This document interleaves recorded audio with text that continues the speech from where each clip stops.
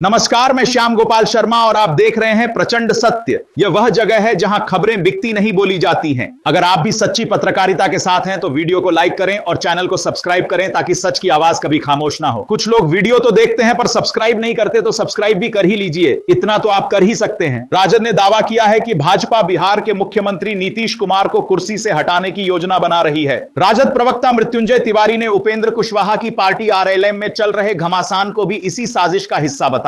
भाजपा पर अपने सहयोगी दलों को तोड़कर बिहार में अपना मुख्यमंत्री बनाने का आरोप लगाया गया है। हुमायूं कबीर ने पश्चिम बंगाल में तख्ता पलट का दावा करते हुए आगामी विधानसभा चुनावों में मुस्लिम समुदाय से एकजुट होने की अपील की है। उन्होंने ममता बनर्जी पर अल्पसंख्यकों को धोखा देने का आरोप लगाया और एआईएमआईएम व आईएसएफ के साथ गठबंधन की घोषणा की। नए साल से पहले इस महीने के अंत तक कई महत्वपूर्ण काम निपटाने होंगे। इसमें आधार को पैन से लिंक करना, चालू वित्त वर्ष का आयकर रिटर्न दाखिल करना शामिल है। साथ ही नए साल से कारें महंगी हो जाएंगी और स्मॉल सेविंग्स स्कीम्स की ब्याज दरें घट सकती हैं। इन कामों को समय पर पूरा न करने पर नुकसान हो सकता है। उन्नाव पीड़िता को न्याय दिलाने और आरोपी कुलदीप सिंह सेंगर की जमानत के विरोध में जंतर मंतर पर प्रदर्शन हुआ। ऑल इंडिया स्टूडेंट्स एसोसिएशन और all India progressive women's association के कार्यकर्ताओं ने सेंगर को जेल में रखने की मांग की। प्रदर्शनकारियों ने कहा कि ऐसे फैसले पीड़ितों का मनोबल गिराते हैं। उन्होंने पीड़िता के लिए पूर्ण सुरक्षा, सम्मान और त्वरित न्याय की अपील की।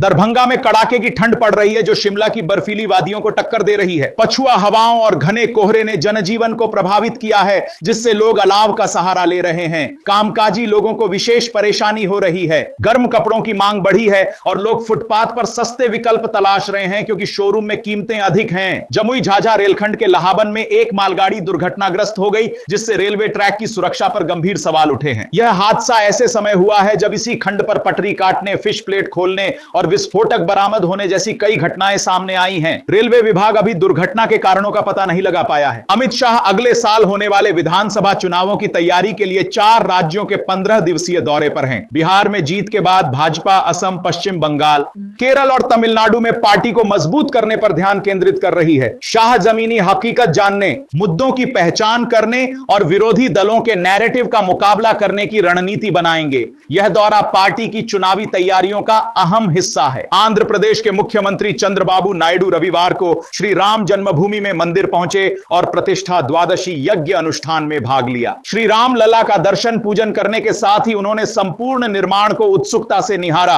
शरद पवार ने गौतम अडानी को युवाओं के लिए प्रेरणा बताया। पुणे के बारामती में एई सेंटर के उद्घाटन पर पवार ने अडानी के संघर्ष और 23 राज्यों में फैले व्यापार की तारीफ की। अडानी ने इस केंद्र को फंड किया है और पवार को अपना मेंटर बताया। अडानी ने पवार के दूरदर्शी नेतृत्व की सराहना की, जिससे बारामती परिवर्तन का प्रतीक बन गया है। सीतापुर जिला अस्पताल नए साल से स्वास्थ्य सेवाओं में बड़े बदलाव कर रहा है। केजीएमयू की तर्ज पर मरीजों के ऑनलाइन रिकॉर्ड और फाइलें तैयार की जाएंगी, जिससे पर्चा खोने का डर नहीं रहेगा। इमरजेंसी वार्ड का भी विस्तार होगा। मरीजों को आधार और मोबाइल नंबर अनिवार्य रूप से देना होगा, जिससे उनका पूरा डाटा ऑनलाइन उपलब्ध रहेगा। यह नई व्यवस्थाएं अस्पताल को अधिक अपडेट और कुशल बनाएंगी। भाजपा प्रदेश अध्यक्ष सुनील जाखड़ ने पंजाब की आप सरकार को इवेंट मैनेजमेंट कंपनी बताया। उन्होंने मनरेगा में रोजगार देने में विफलता और विशेष सत्रों को प्रचार का हथकंडा करार दिया। जाखड़ ने केंद्र की 125 दिन रोजगार गारंटी पर आपकी आपत्ति पर सवाल उठाया। उन्होंने बेअदबी विरोधी कानून और कृषि नीति की स्थिति पर भी सरकार से जवाब मांगा। पुराने कागजी राशन कार्ड से छुटकारा पाने के लिए अब आप इसे डिजिटल या पीवीसी कार्ड में बदल सकते हैं। मेरा राशन ऐप के जरिए आप अपने मोबाइल पर ही राशन कार्ड डाउनलोड कर सकते हैं। इसके बाद इसे पीवीसी कार्ड में प्रिंट करवाने के लिए नजदीकी फोटो स्टूडियो जा सकते हैं। यह प्रक्रिया आपके राशन कार्ड को खराब होने से बचाएगी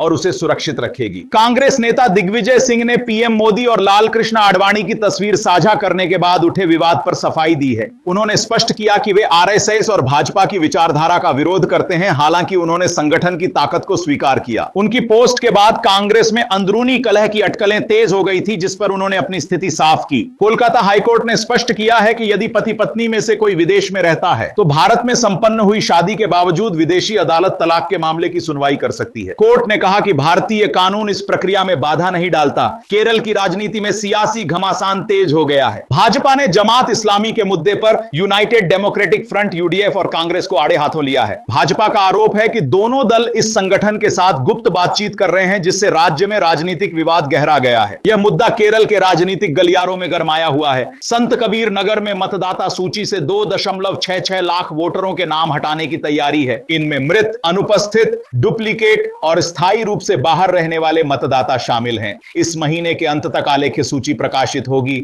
जिस पर अगले महीने तक आपत्तियां ली जाएंगी। नोएडा ने हाल के वर्षों में तेजी से विकास किया है, लेकिन बढ़ती आबादी के कारण बुनियादी सुविधाएं पिछड़ रही हैं। मॉल, खेल के मैदान और पर्यटन स्थलों पर भीड़ बढ़ रही है। आईटी और रियल एस्टेट के विस्तार ने आर्थिक विकास तो किया है, पर पर्यटन और खेल जैसी जरूरतों पर दबाव डाला है। प्रयागराज के आनंद भवन में कांग्रेस के 140वें स्थापना दिवस पर प्रमोद तिवारी ने बांग्लादेश में हिंदुओं पर हमले को लेकर प्रधानमंत्री की खामोशी पर चिंता जताई। उन्होंने कहा कि एक इंदिरा गांधी थी जिन्होंने बांग्लादेश बनाया और अब प्रधानमंत्री चुप हैं। आराधना मिश्रा ने कहा कि कांग्रेस ने धर्म को हमेशा आस्था माना है, जबकि कुछ लोगों ने इसे राजनीतिक मुद्दा बना दिया है। बठिंडा में साइबर ठगों ने खुद को सीबीआई अधिकारी बताकर एक लोको पायलट राकेश कुमार मेरिया को हाउस अरेस्ट का डर दिखाया। उन्होंने आधार कार्ड के दुरुपयोग और सुप्रीम कोर्ट से गिरफ्तारी वारंट का झांसा देकर उससे 24 लाख रुपए ठग लिए। पीड़ित ने स्टेट बैंक ऑफ इंडिया से लोन लेकर यह राशि ट्रांसफर की। बाद में और पैसे मांगने पर ठगी का एहसास हुआ। साइबर क्राइम थाने में मामला दर्ज कर जांच शुरू हो गई है। पुलिस ने जनता को ऐसे फर्जी कॉल से सावधान रहने की अपील की है। सांसद बांसुरी स्वराज ने दक्षिणी दिल्ली के ग्रेटर कैलाश विधानसभा क्षेत्र में 2 अटल कैंटीन का उद्घाटन किया। यह कैंटीन शेख सराय फेज 1 और डीडीए फ्लैट्स कालकाजी में खोली गई हैं। पहले दिन निःशुल्क भोजन वितरित किया गया, जिसके बाद 5 रुपए में भोजन उपलब्ध होगा। विधायक शिखा राय ने बताया कि यह भाजपा सरकार के वादों को पूरा करने का प्रमाण है, जहां 500 थाली की व्यवस्था की गई है। नोएडा एक्सप्रेस वे पुलिस ने सेक्टर 134 से एक तस्कर अशोक कुमार को गिरफ्तार किया है। वह हर्बल दवाओं की आड़ में ओडिशा से गांजा लाकर अलीगढ़ और नोएडा में सप्लाई करता था। उसके पास से 18 किलो गांजा और एक कार बरामद हुई। सोनभद्र का गैंगस्टर अशोक 9 साल से तस्करी में शामिल था। खगड़िया के कसरैया धार को पर्यटन स्थल के रूप में विकसित करने की योजना है। डीएम नवीन कुमार ने निरीक्षण कर 5 स्टार होटल, वाटर स्पोर्ट्स और एडवेंचर सुविधाओं की घोषणा की। स्वच्छ जल और एनएच से जुड़ाव इसे आकर्षक बनाएगा। मुख्यमंत्री नीतीश कुमार के बेटे निशांत कुमार की राजनीति में एंट्री की चर्चा तेज है। जदयू से जुड़े मुकुंद सेना ने पटना में 12 घंटे की भूख हड़ताल की, जिसमें निशांत को राजनीति में लाने की मांग की गई। आरएलएम के मंत्री दीपक प्रकाश और जदयू के संजय झा ने भी युवाओं को राजनीति में आने का समर्थन किया है। कार्यकर्ता निशांत को बिहार की बागडोर संभालने योग्य मानते हैं। कांग्रेस नेता दिग्विजय सिंह ने बीजेपी और आरएसएस की तारीफ कर पार्टी में विवाद खड़ा कर दिया है। उन्होंने पीएम मोदी की आडवाणी के साथ की तस्वीर भी साझा की। इस पर सलमान खुर्शीद, पवन खेड़ा और सचिन पायलट जैसे कांग्रेस नेताओं ने अलग अलग प्रतिक्रियाएं दी हैं। भाजपा पंजाब के महासचिव डॉक्टर जगमोहन सिंह राजू ने केंद्रीय मंत्री नितिन गडकरी को पत्र लिखकर नवजोत कौर सिद्धू पर वल्ला एनएचएआई प्रोजेक्ट का गलत श्रेय लेने का आरोप लगाया है। राजू ने कहा कि नवजोत कौर खुद को अमृतसर ईस्ट की प्रतिनिधि बता रही हैं, जबकि यह दावा झूठा है। उन्होंने मांग की कि विकास कार्यों का श्रेय प्रधानमंत्री मोदी और भाजपा को दिया जाए, न कि सिद्धू को। गया पुलिस ने नए साल से पहले शराब माफियाओं पर बड़ी कार्रवाई की है। बाराचट्टी में NH-19 पर वाहन जांच के दौरान एक कंटेनर से 376 पेटी अवैध अंग्रेजी शराब लगभग 4000 लीटर जब्त की गई। पुलिस ने चालक पुखराज को गिरफ्तार किया है। यह खेप जमशेदपुर से पटना ले जाई जा रही थी। पुलिस शराब तस्करी के पूरे नेटवर्क की जांच कर रही है। नए साल पर गुरुग्राम में मिलावटी केक और मिठाइयों की बिक्री बढ़ गई है। धंधेबाज छेना क्रीम और केक में केमिकल व मिलावटी सामग्री का प्रयोग कर रहे हैं,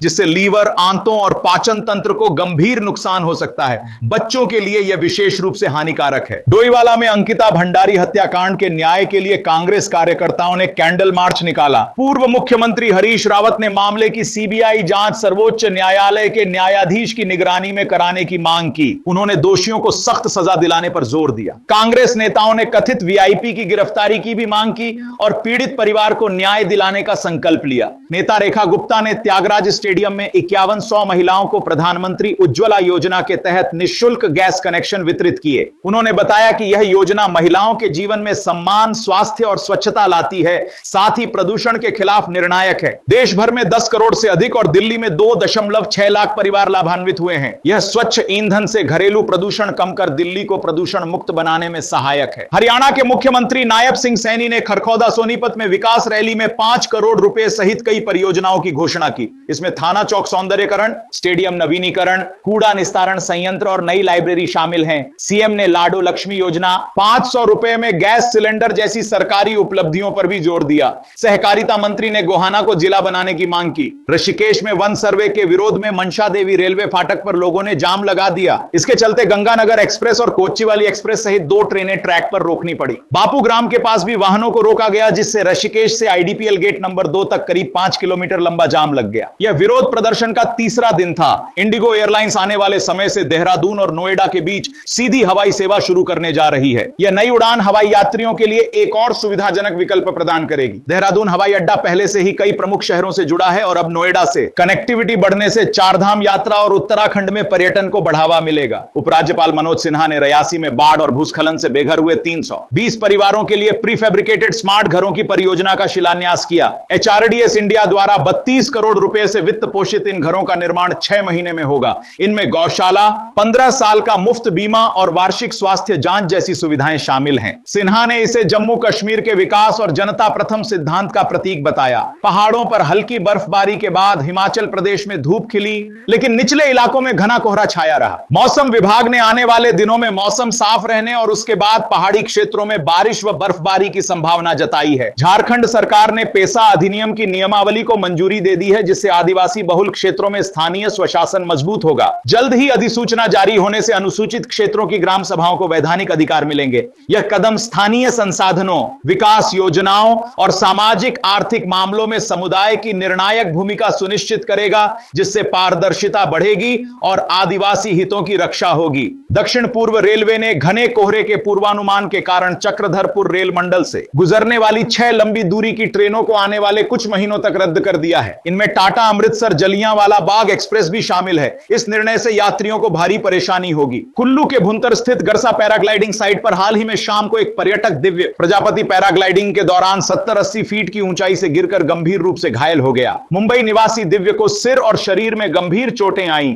जिसके बाद उसे पीजीआई चंडीगढ़ रेफर किया गया। पुलिस ने पैराग्लाइडिंग पायलट के खिलाफ मामला दर्ज कर जांच शुरू कर दी है। स्वास्थ्य मंत्री डॉक्टर धनीराम शांडिल ने हिमाचल में डॉक्टरों की हड़ताल को गलत बताया है। उन्होंने कहा कि यह भगवान का काम है और डॉक्टरों को हड़ताल नहीं करनी चाहिए। मंत्री ने लोकहित और स्वास्थ्य सुविधाओं को प्राथमिकता देने पर जोर दिया। उन्होंने बताया कि स्वास्थ्य संस्थानों की दैनिक रिपोर्ट बन रही है और आपातकालीन सेवाओं पर कोई असर नहीं पड़ेगा। जम्मू कश्मीर में आरक्षण नीति के खिलाफ छात्रों के विरोध प्रदर्शन में शामिल होने से रोकने के लिए महबूबा मुफ्ती, उनकी बेटी इल्तिजा मुफ्ती और नेशनल कॉन्फ्रेंस के सांसद रूहुल्लाह मेहंदी सहित कई नेताओं को नजरबंद किया गया है। यह कदम तब उठाया गया जब यह नेता रविवार को गुपकार रोड पर शांतिपूर्ण विरोध प्रदर्शन करने वाले छात्रों के साथ एकजुटता दिखाने की योजना बना रहे थे। साइबर पुलिस श्रीनगर ने राजबाग इलाके में छापा मारकर 2 लोगों जफर अहमद मीर और सुदीप को हिरासत में लिया है। पुलिस ने ऑफिस से जुड़े दस्तावेज और इलेक्ट्रॉनिक उपकरण भी बरामद किए। यह कार्रवाई सूचना प्रौद्योगिकी अधिनियम की धारा 66 और भारतीय न्याय संहिता की धारा 112 के तहत दर्ज प्राथमिकी के सिलसिले में की गई है। आगे की जांच जारी है। नए साल के आगमन पर माता वैष्णो देवी यात्रा के लिए श्रद्धालुओं की संख्या में वृद्धि हुई है। इसे देखते हुए कटरा से भवन तक सुरक्षा व्यवस्था अभूतपूर्व रूप से कड़ी कर दी गई है। पुलिस, सीआरपीएफ और खुफिया एजेंसियां संयुक्त रूप से निगरानी कर रही हैं। सीसीटीवी और ड्रोन से भी नजर रखी जा रही है। प्रधानमंत्री नरेंद्र मोदी ने मन की बात में जम्मू कश्मीर के बारामूला स्थित जैनपोरा में 3 बौद्ध स्तूपों की खोज का उल्लेख किया। उन्होंने बताया कि यह टीले असल में 2000 साल पुरानी मानव निर्मित संरचना के अवशेष हैं। फ्रांस में एक संग्रहालय में मिली तस्वीर से इसकी पुष्टि हुई, जो कश्मीर के समृद्ध ऐतिहासिक अतीत को उजागर करती है। यह खोज क्षेत्र की गौरवशाली विरासत को दर्शाती है। पश्चिम बंगाल के नदिया जिले के हरिणघाटा से भाजपा विधायक असीम सरकार को फोन पर जान से मारने की धमकियां मिली हैं। उन्होंने बांग्लादेश में हिंदुओं पर अत्याचार के खिलाफ एक सभा में बयान दिया था, जिसकी गलत व्याख्या के बाद उन्हें कट्टरपंथियों से धमकियां मिल रही हैं। विधायक ने स्थानीय थाने में प्राथमिकी दर्ज कराई है और पुलिस मामले की जांच कर रही है। राजस्थान में पंचायती राज और स्थानीय निकायों के चुनाव में बुर्का या घूंघट पहनकर महिलाएं मतदान नहीं कर सकेंगी। मतदान कर्मी पहचान के बाद ही उन्हें मतदान करने की अनुमति देंगे। मतदान कर्मी इस बात का अवश्य ध्यान रखेंगे कि कोई भी महिला मुंह ढककर मतदान नहीं करे।